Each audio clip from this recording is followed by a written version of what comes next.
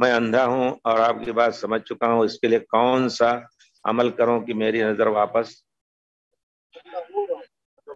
اندھا ہو رہا ہوں اور آپ کی بات سمجھ چکا ہوں۔ دیکھیے کسی بھی بیماری کے لیے آپ سمجھ گیا میں کہ نظر واپس ہو جائے، کسی بھی بیماری کے لیے سنت کے مطابق اگر آپ عمل کر رہے ہیں تو سنت میں یہ بھی ہے کہ اگر کوئی علاج مل رہا ہے تو جائز علاج کیجیے، ساتھ ساتھ علاج سے بڑھ کر کے بھروسہ کیجیے اللہ سے دعا کرنے پر۔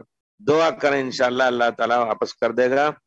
اور خاص طور پہ جمعہ کے دن آپ عصر کے بعد بیٹھیں اور تنہائی میں دعا کریں اللہ تعالیٰ سے۔ ایک حضرت عامش بیان کرتے ہیں کہ ہمارے ایک ساتھی تھے، اندھے تھے، تو ہم سب مل کر کے بیٹھے اور دعا کرتے رہے عصر کے بعد بیٹھے جمعہ کے دن، اور مغرب سے پہلے اچانک ان کی آنکھ کھل گئی۔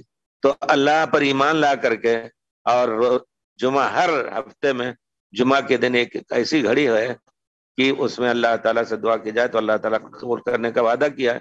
تو ان سب پر یقین رکھ کر کے دوسری بات ہے کہ آپ نماز روزے کی بھی پیچھے پابندی اور تمام حقوق کی بھی پابندی کریں، اللہ تعالیٰ انشاءاللہ آپ کو صحت دے، ہماری دعا ہے اور دے گا۔ کوئی بھی بیماری یہی بات ہوئی کہ بھائی اس کے لیے دعا کریں۔ پھر رسول نے فرمایا ما انزل اللہ داء الا انزل له دواء، جاننے والوں سے دوا لیجیے، اللہ نے کوئی بھی مرض پیدا کیا ہے تو اس کے لیے دوا بھی پیدا کیا ہے۔ تداؤ یا عباد اللہ، اللہ کے بندے دعا کرو، ساتھ ساتھ دعا اور دعا پر بھروسہ رکھیں۔